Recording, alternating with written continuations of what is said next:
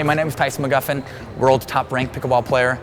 In this instructional video, I gave you guys the how, the when, the why, the what, and I tried to fill you in on as much meat and potatoes as I could give you. I went through fundamentals, I went through the introduction to pickleball. I hope you guys really enjoy it.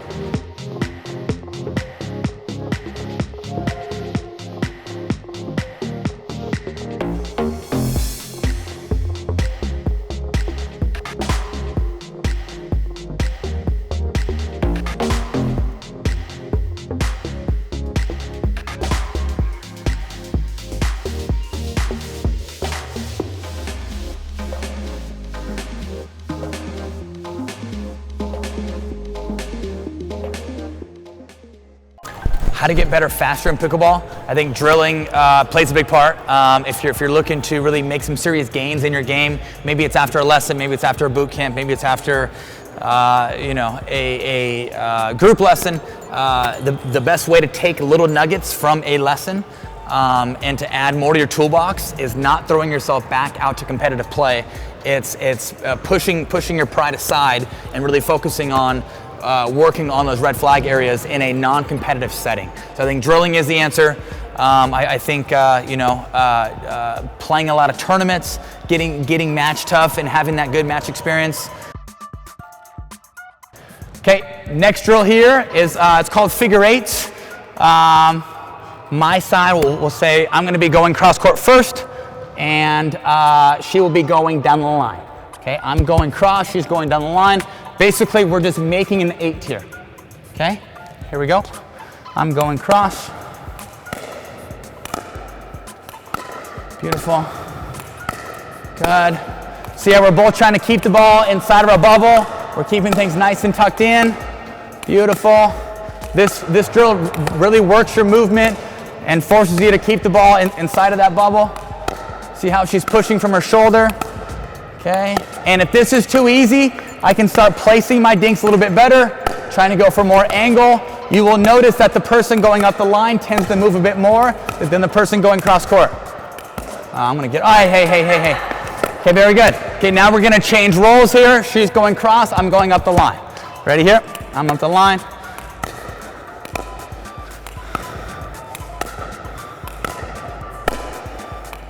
Beautiful. Good. Good. Keeping things nice and tucked in. Keep in mind, remember, if I had that ball inside my armpit, I should be able to keep it in there. So as she's moving me, I'm keeping the theme of keeping things nice and tucked in versus casting and getting overextended. Okay, so bubble goes with keeping that ball tucked inside your armpit. The most common way for you to be working in together is as a unit, but there is a little time where you can disconnect. There's a little play called shake and bake. Okay, shake and bake is used primarily off a shorter return, and I'm going to have ladies come up for me. Okay, so we're going to have, this is player A, this is player B. Player A can be either hitting a third shot drop cross court or driving cross court. Obviously in this setting we're only working on dropping, and the drop has to go in the kitchen. But player A is dropping cross court. Player B would be disconnecting and would be baking off of her shake. You shake it and you bake it. Okay? Keep in mind though that you have to be trustworthy of your partner's drop for this play to work. That's why I'm saying that it only works if it's a shorter return. Even though this is my wife here, it's very difficult to trust her drop when she's back behind the baseline. It's much easier to trust, or I can see things a little clearer, or I could trust her drop a bit better if she's inside the court. Why? Less court coverage, less distance, things like that. Okay? So don't be afraid to shake and bake and have the person baking disconnect. Just know that if you're going to do that, you have to be fully committed. Good. Okay,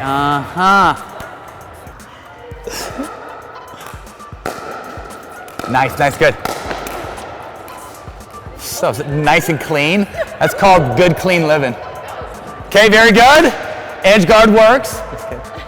Okay, except now side out, right? Why? Because you guys lost the point. You guys are back. Okay, 2-0. Go ahead.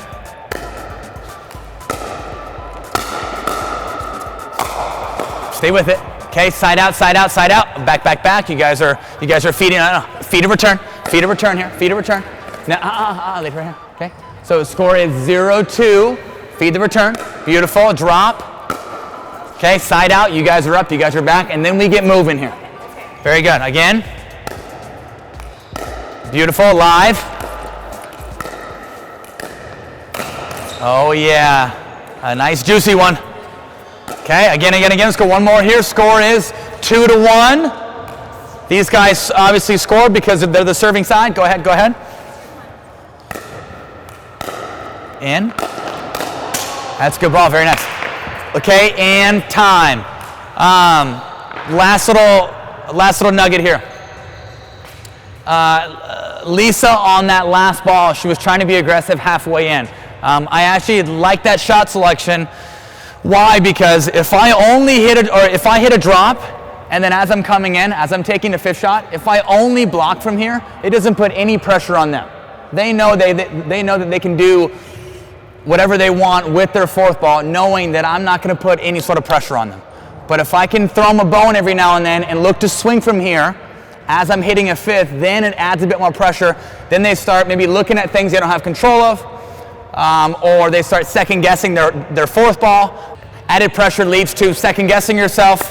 Added pressure leads to looking at things you don't have control of.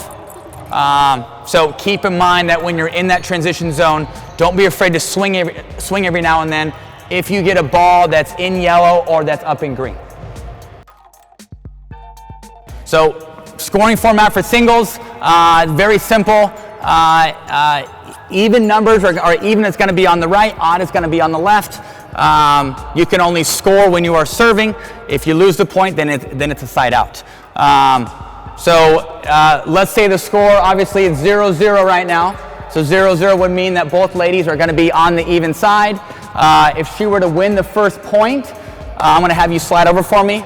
If she were to win the first point, it would be 1-0, and she would be serving from the odd side. Okay, so I'm going to have you guys play some points out for us, ladies. So let's start out at 0-0 here.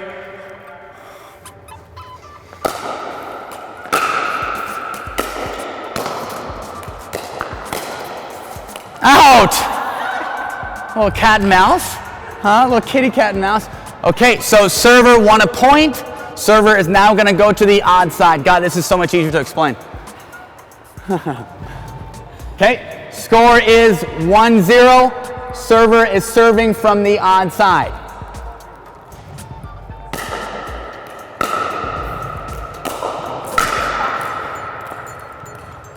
Don't bring that here. Okay, so we have a side out now. The score is 0-1. As you can see, lovely Lori here is serving from the right side. That is the even side. Anytime you're lining up as a server, you're lining up on the side that's your score. So if obviously if it's an even number, you're on the right. If it's an odd number, you're on the left. So 0-1 here, go ahead.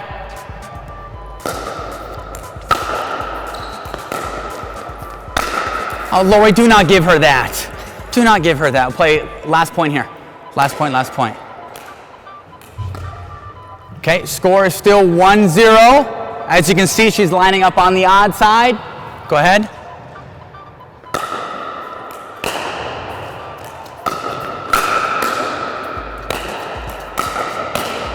Oh, what a point. Very good. Thank you, ladies. Thank you. Very good. 5 most common mistakes in pickleball. The first mistake is using too much wrist, whether that's from a dink setting or serving or from a third shot drop setting. The second most common mistake is that the game is built around playing soft. Yes, it is to a certain degree, but it's very situational. There's plenty of times on when to drive a third shot. There's plenty of times on when to speed up from the kitchen line and things like that. The third most common mistake in pickleball is saying that the transition zone when you're serving is called no man's land. From a percentage standpoint, it's very, very difficult to always hit a perfect third and get yourself up and established. That's why we call that half-court zone the scramble zone, the transition zone, or a good buddy of mine named Morgan Evans calls it the land of opportunity. The fourth most common mistake in pickleball is a lot of teaching pros telling their students not to use the two-handed backhand. The two-handed backhand has been flooding in the sport the last year and a half with different tennis players coming in with whether they're Division I tennis players or pro-level tennis players. There's this huge flux of this two-handed backhand coming into play, and it's definitely taking over. The fifth most common mistake in pickleball is there's a lot of people that play pickleball that think they can teach pickleball. Bless their hearts with how easy it is to play this game. It's very easy to fall into the category of thinking that you're a coach. So there's a lot of, I think, players nationwide that are telling people the wrong things. And one of the biggest things is hitting your third shot and running. That's the most difficult part of pickleball, is recognizing when to come in off your third shot. So keep in mind when you're using that third shot, drop, look at ball trajectory, or look to see where your opponent's making contact at.